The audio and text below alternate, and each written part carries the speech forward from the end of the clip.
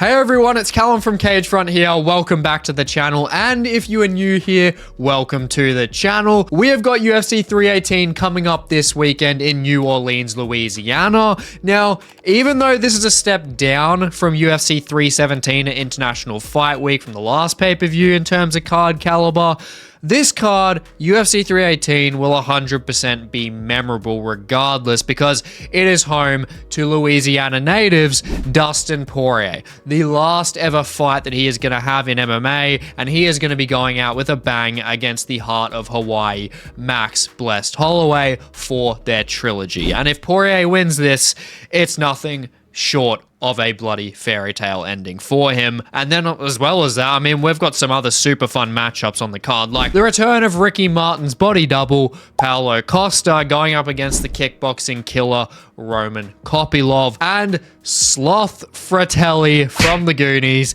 taking on Brendan Allen after they just casually had a scrap in a casino, and many other matchups. So I'll be breaking down all of the best fights on the card and giving out my fight card awards. So let's start off with the first fight, which is Ateba Gautier versus Robert Valentin. Now, we got Francis Ngannou Jr. in the middleweight division over here. Ateba Gautier is on a 6-fight win streak at the moment. He's 7-1, but his one loss is a split decision loss to Glenn Williams on the regional scene, which was an absolute robbery, so completely disregard that. He 100% won that fight. He landed the cleaner shots, reversed the positions properly, and stuffed most of the takedowns over 3 rounds. So he should be undefeated. He's 6'4", got an 81-inch reach at middleweight, which is insane, and he's just got an insane frame in general for middleweight. A very, very strong, just present fighter. Like, he's just got that presence in the cage, and he's got really nice kickboxing as well. He's got really nice lead hooks, really nice like lunging lead hooks. He's got good leg kicks as well, and pretty sneaky head kicks too. And I mean, he just pumps a lot of power through his striking, especially through his straight right. And he's got ground and pound too. So he is a force, just an absolute freight train. But I will say he's not invincible when it comes to certain matchups. And if he gets taken down completely by Robert Valentin early, there's a solid chance that Valentin can hunt a submission here, because Nato, I think that's his name, the guy on Dana White's Contender Series, he controlled Ateba Gautier pretty much the whole entire first round in that Dana White's Contender Series fight. And Valentin is good in all positions on the ground. He's very good when he's on bottom when it comes to getting arm bars, and he's also a very good back taker to get rear naked chokes. But that's the problem. I just don't think he's going to have the actual strength to force the transition to get to Gautier's back, unless Gautier is like really tired. But I just don't see that happening across 3 rounds. Gautier's staminas look pretty much fine to me, to be honest. And I mean, I think Valentin's best chance is to find an armbar when Gautier is on top trying to hunt ground and pound. But aside from that, I think Gautier is just too strong. I don't think Valentin's going to be able to take his back unless Valentin hurts Gautier. And I don't think Valentin's like the worst on the feet. Like, he lands a couple nice shots here and there, but not really any long combinations. He doesn't have the power like Gautier as well, and he's going to want to take this to the ground immediately, because Gautier, he's got the power, he's got the strength as well, and he's someone that can just really press Valentin and make him uncomfortable. And yeah, Valentin's really got to be able to get this to the ground in the first round. I think if he doesn't, I think that Gautier is pretty much good to get this fight here. And yeah, if Valentin can get that positional dominance early, I think he can submit Gautier, to be honest. But other than that, I just don't see it happening. I don't see him riding out 15 minutes. And I think Gautier is just going to have the strength to overtake him, really. And honestly, that's where I've got to give Ateba Gautier my fighter to watch award, because this guy is just an absolute freak in nature when it comes to his stature. He's got power, he's got momentum on his side. He is looking like a very promising fighter coming up as a prospect that is only 23 years old. And I think with his strength, keeping this on the feet, I think he's going to find a TKO finish in the second round. I think there's just a big contrast in the striking here, to be honest, and obviously the strength as well. And yeah, just with that size and strength, I definitely, honestly, implore you guys to keep an eye out for him. Seriously, he's just a absolute forward pressure killer. Now, moving on, we have got Sloth, Fratelli, the troll from the Goonies himself, Marvin Vettori, taking on Brendan Allen, which makes complete sense with reasons in and out of the cage, because ranking-wise, I mean, they both need the wins. This is just a fight that makes sense, but they also have beef to settle as they tried to scrap each other in a casino at a PFL event in the middle of last year, as Vettori, he pulled out of the fight with Brendan Allen last year in April because he got injured, and then Allen then fought Chris Curtis in his place, which was a fantastic fight. But then Vettori goes online and just says that, oh, Brendan Allen's performance was dog shit, but Marvin Vettori is the one that pulled out. So obviously Allen just, you know, responds by casually just yeeting a fucking 1-2 at his face in that casino. So, long story short, I'm pretty keen for this fight because I just want to see more animosity between these guys. And stylistically, it's definitely a tricky matchup to predict because Marvin is, as we know, durable as all hell and doesn't have the most terrible boxing, but he doesn't have a lot of power. And then Brendan Allen on the other side, he has very underrated kickboxing and he's vicious with his submission threat, but it's whether he can really piece things together. And can Brendan Allen get the takedown? That's where it's going to be interesting because when we look at both of their games, I mean, Marvin Vettori, you look at his submission-based stats, I mean, he's 9-0 with subs, so you're probably thinking like, I mean, they're probably pretty even on the ground. No, not really. Because Marvin Vettori, his statistics, his submission statistics are completely overrated because they're all so bottom heavy in the terms of his pro career. He's only actually had 2 submissions in the UFC and every single other one has come against pretty much cans, especially cans in comparison to who Brendan Allen is. There's just, I don't see any submission offense really worrying Brendan Allen here unless he gets hurt badly, but Vettori's honestly kind of got pillow fists, to be honest. So I don't see that happening. Marvin Vettori getting submitted, definitely a higher likelihood. I think Brendan Allen has a great chance of being the first fighter to finish Marvin Vettori in this fight. I'm not going to lie. Do I think it's going to happen? No, I don't think it will. Not because I don't think Brendan Allen can't do it. I think it's because of Brendan Allen's mental approach in this fight. I think he's going to want to have something to prove.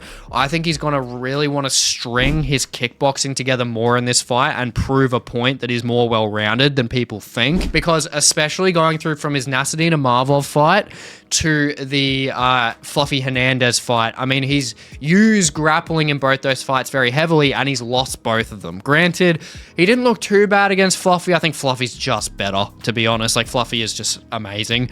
But then against Nassourdine Imavov, he had a great first round when he literally controlled Nassourdine the whole entire first round, but then he was overutilizing the takedowns and Nassourdine was just sprawling and just countering him effectively, and that's what led to Allen's downfall. If he was striking more against Nassourdine, he actually possibly could have won that fight. And that's where I think Allen, honestly, if he is utilizing the underrated kickboxing that he has, I think that he can definitely win this fight. And I don't think he'll be able to take Vettori out. Like, if Cannonier and Izzy and all that stuff aren't, I doubt Brendan Allen will. But I think that, honestly, he has more tools in this fight to get this win here. Marvin Vettori, if he can forward pressure effectively the entire time and keep Brendan Allen on the back foot, Allen's not the greatest defensively when it comes to striking, especially on the back foot. And Vettori can do that consistently. I think he can win a decision here, but I think it's the other way around. I think Allen is going to be able to get a decision win here. He's the better kickboxer overall. He's got better strike accuracy. He's got less volume, but he absorbs less strikes, and that's really important in a matchup like this because Vettori's strike defense is dog shit. He's just got a really good chin, and I just think Allen's going to have something to prove on the feet, and I think with his really nice body kicks and his straight shots, I think he's going to do a very good job of beating Vettori while also mixing up single leg takedowns and body lock attempts as well, because he's got really nice speed on his entries too. So just a bit too much for Marvin Vettori to handle, and I think Brendan Allen, he's just been looking better recently, and I just ultimately do think he's the better fighter. So Allen, I think he's going to get a 30-27 here, winning every round. Moving up the card to Phillips versus Vinicius Oliveira in bantamweight. This is a very good fight, very interesting fight, and a great feature prelim to have because Phillips, he's never been finished, and Oliveira is a finishing machine. Both definitely deserve ranking positions, and both use a full MMA game very well, which does make it tricky as they both have pretty much mirrored stats like everywhere. Phillips, like, he's really good at throwing like kicks at all ranges. He's very good with his lateral movement as well, and he's very good when he's like evening out pressure, and he's got good timing on his takedowns when his opponent is when that pressure's evened out and his opponent isn't moving forward or backwards. He's very good at securing takedowns because he's got really good timing, especially when they're flat-footed. And he's also just dynamic and unpredictable when it comes to those head kicks. And I think the problem here with Oliveira is how much he puts on those damn shots, which completely pulls him off balance. And that's where he was brutally finished by Ali Taleb before the UFC. Got annihilated, but Kyler does like going first, and Ali Taleb was a really like good counter striker, very fast, explosive counter striker, and Phillips likes going first and doesn't showcase much counter striking. And Phillips, he was beaten as a massive favorite by Rob Font, and that was thanks to Font's forward pressure and overwhelming him with that striking. And if Kyler can't even out the pressure from Oliveira, then I think he's in a lot of trouble, which I just don't think Phillips can. I think he is honestly prone to getting bullied in this fight. Kyler's, like, he's got good wrestling, but so does Oliveira, and his takedown defense is great as well on Oliveira's side. He stuffed 9 takedowns from Ricky Simon and 8 from Saeed Nurmagomedov while taking both of them down. So Vinicius Oliveira has a full game there. Might not look like it statistically, but when you go deeper, he really does. And when you watch his fights, and Oliveira, he's so compact, he's so explosive, and I just think he's going to be able to physically overwhelm Phillips, especially in any form of close quarter positions. Vinicius Oliveira consistently pressures every single one of his opponents against the cage, at least for 5 minutes in a 15-minute fight. And if he's doing that, and he is able to cut off Phillips ain't good on the back foot. He's not that great, honestly. He's good with lateral movement overall when his opposition is more stationary. But nah, not when you're getting forward pressure. Rob Font was a clear example of that. And Vinicius Oliveira is just more dangerous here. And honestly, like, Phillips might be able to find a shot if Vinicius Oliveira overextends on his shots. Like I said, he might be able to get it, but he doesn't have that raw, like, one-punch KO power. And ultimately, I just think Oliveira is a bad matchup for him. I do think to the point where I think he finds the TKO finish here in the second round to be the first fighter to take out Phillips. And I've got to give him the finish of the night award. If he is doing that to Phillips, while also knowing it's Oliveira and his history of finishes, it's probably going to be absolutely brutal. So Vinicius Oliveira, I think it's going to be a pretty clean hook against the cage and just pounds him out, splits him from consciousness in that second round. Now, moving up to our main card, we have got Daniel Zellhuber versus Michael Johnson. Now, definitely an interesting fight. It's a bit of a strange matchup, but you can kind of get around it because Michael Johnson, like, he is just an OG. He's literally fought like everyone, and if he can really manage like a phone booth kind of fight in this one, he's got power in his hands. He's definitely got a chance. And Zellhuber doesn't have the worst strike defense or anything, but I think he finds it a little difficult when he's in those close quarter exchanges, especially with the length of his arms and everything.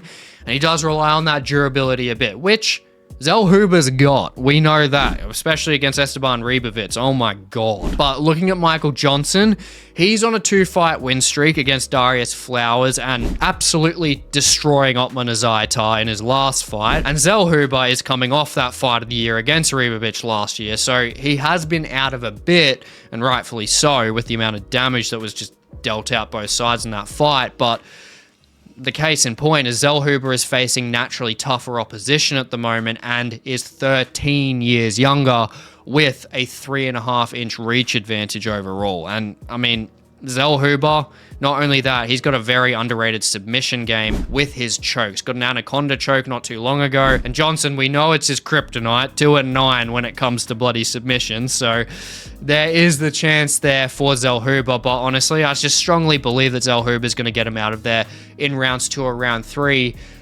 More so by accumulating straight strikes at range. I think he's just going to get a clean shot down the pipe when Johnson's trying to utilize a hook or something. I think Zellhuber, especially with the speed he's got and the reach advantage, he's a type of fighter that utilizes the reach advantage so well and maximizes it.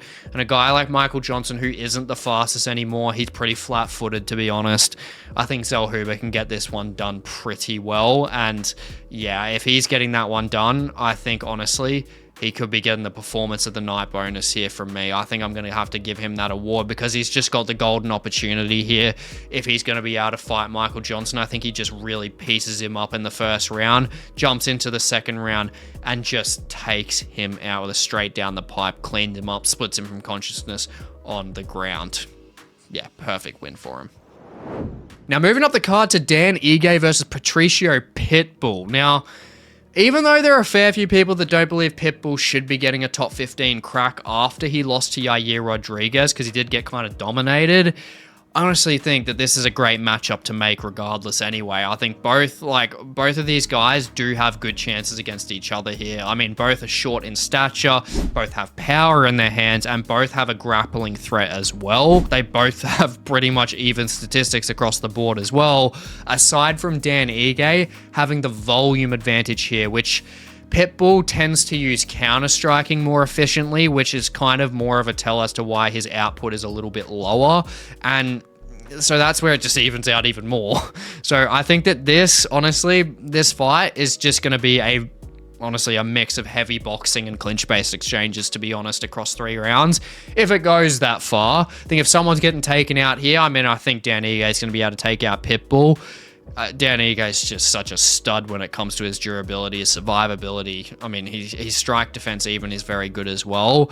And I do think, realistically though, I do think that this is going to be a close fight. And honestly, it could be good to put underdog money on Pitbull here. Like, it honestly could be. Like, it's a dangerous fight for both of them. But I just can't deny Dan Ige's consistency in the top flight of competition, especially over recent years, especially with the fights against Diego Lopez, where he slammed Diego Lopez down, Sean Woodson, who he just took out recently, and Lerone Murphy, where he dropped him. I mean, he is bloody dangerous. I mean, he's very good at covering distance, and most importantly, very, very good with his distance management. We saw that against Sean Woodson, wasn't getting tagged that much, and with a 5.5-inch reach advantage here for him, and that wealth of competition, I do think that he is going to land more volume overall where Pitbull can't manage. And I think from that, where Dan Ige is pushing forward, I think that he's just going to be able to just outstrike Pitbull, to be honest. I think he's just going to be able to land more strikes, even if they don't count like a heap, if they're not super heavy. I think Dan Ige utilizes the jab very well. He's got great timing on his straight as well. Really used that well against Sean Woodson to cover that distance. And Pitbull, I think, honestly, him being a counter-striker against someone like Ige who's short in stature like him, I think that's where Pitbull's also going to find a lot of success. And I think that's where Pitbull's going to take the second round. And then I think Ige is going to be the fresher fighter in the third round and take that one, especially with the timing of his strikes.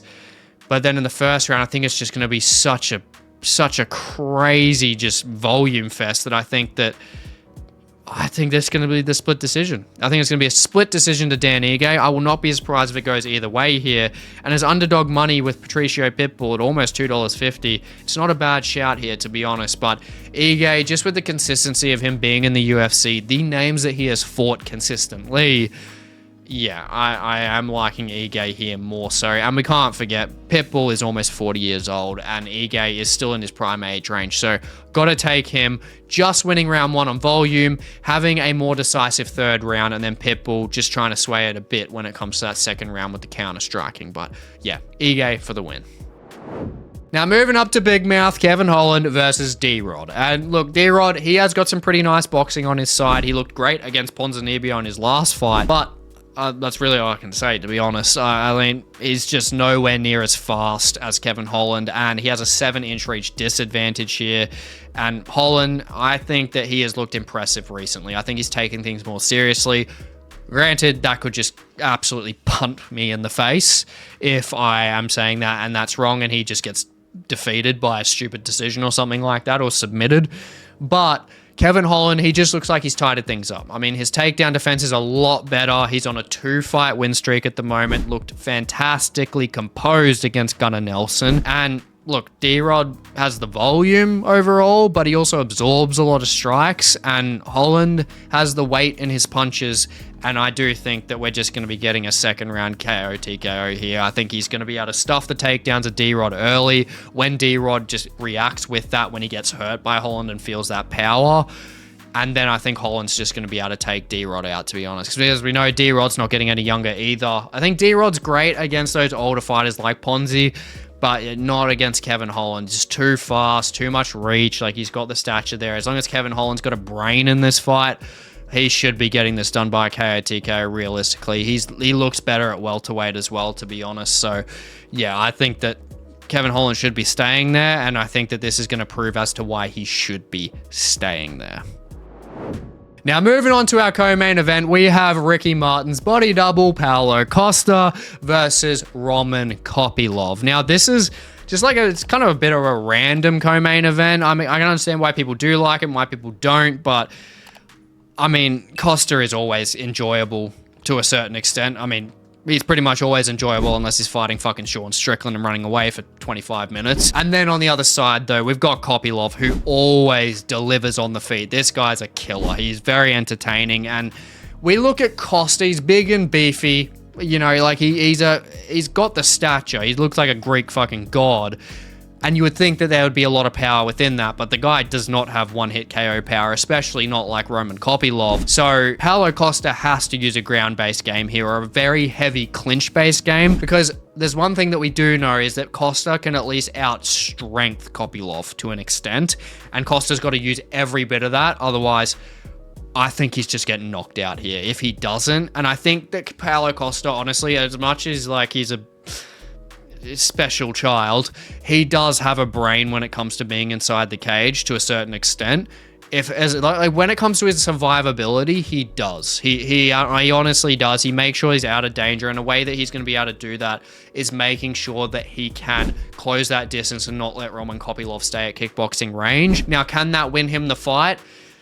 If he can get Kopylov to the ground, yes. He can, but him being a 3-1 dog, I do agree with that here. I think Kopylov has just got too many tools on the feet, and Costa doesn't have much of a resume on the ground. Kopylov has got a 3-inch reach advantage. He pumps body kicks out of southpaw, which Costa's an orthodox, so that targets the liver. And if Costa doesn't have the cardio there after getting pumped in the body, he's going to get taken out, because he needs to use that strength to maintain that pressure on Kopylov and keeping him on the ground, because if he's not, like, he's just done. And I think Costa can, though. I think Costa will just straight off the break. I think he's just going to be in that clinch range. I think he's really just going to try smother Kopylov, because that's what you got to do. You got to smother him. You got to try get him to the ground and try and hunt a submission or something. Like, you got to do that. But I think Costa's going to go one of two ways. I think he's going to go both ways throughout this fight. He is going to get super in close, get in that clinch range, use that strength, and then while he's doing that to that extent, up until the point where he can't do it anymore, he's just going to be like Strickland. He's going to be on the run. He's going to be circling out a lot on the back foot, and he's going to be keeping a very tight guard. I think he's just going to be defending himself, and I think it's just going to be a bit more survivability. And I think that Roman Kopylov is going to take like pretty much all 3 rounds here. I think we're going to get a 30-27 from him as a decision. There's definitely a chance that he could take Paulo Costa out, don't get me wrong, but I think Kopylov, he's just too powerful. I think that he's just got too much strike accuracy as well. He's just better when it comes to just combinations on the feet. He's just cleaner.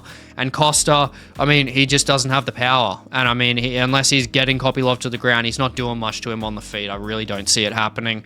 And so we got to see if that durability is actually going to stick through. But yeah, he's just so damn durable. And I think he's got that survivability there. So Roman Kopylov by a decision, 30-27, could be a 29-28. Costa might be able to take that first round on control. But aside from that, yeah, Roman Kopylov's to win here for the co-main event.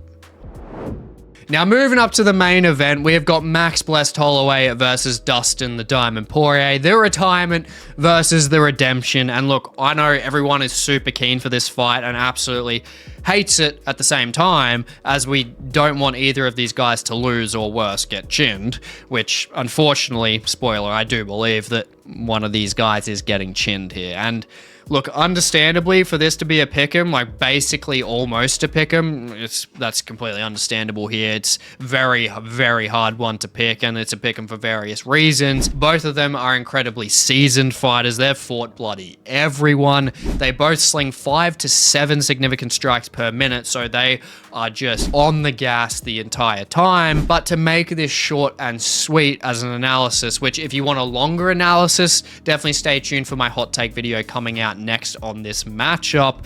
But it honestly comes down to how Holloway pulls through after his first ever KO loss to Ige Poirier.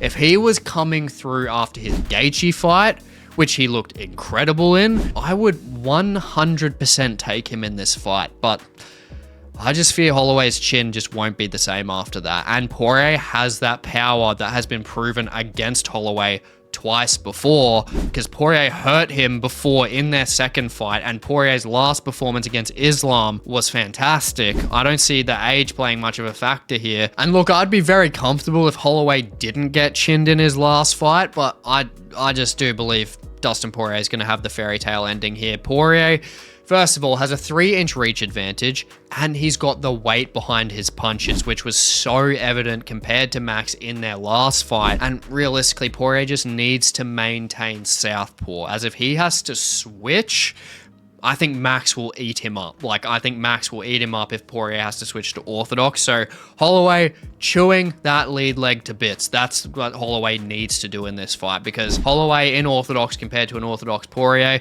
I think Holloway will knock Poirier out. But Poirier, the timing on his strikes in the phone booth are just more accurate, and he's got that straight left in southpaw, which is a killer for Max in orthodox. And that's where I think Poirier will sit him down.